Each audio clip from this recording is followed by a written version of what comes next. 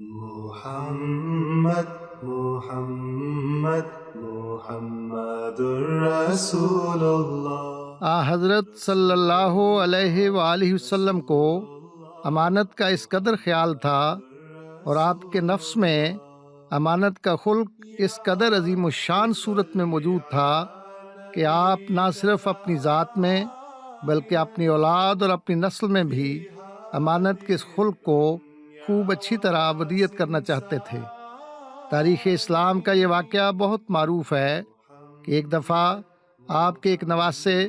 حضرت امام حسن یا حسین نے صدقہ کی کھجوروں میں سے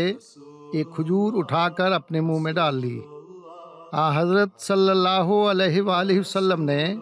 اپنے نواسے کے منہ میں انگلی ڈال کر وہ کھجور واپس نکالی اور فرمایا کہ یہ قومی مال ہے اور ہم قومی مال کو ایک امانت سمجھتے ہیں اور اس امانت میں کسی طرح کی خیانت کی اجازت نہیں ہے۔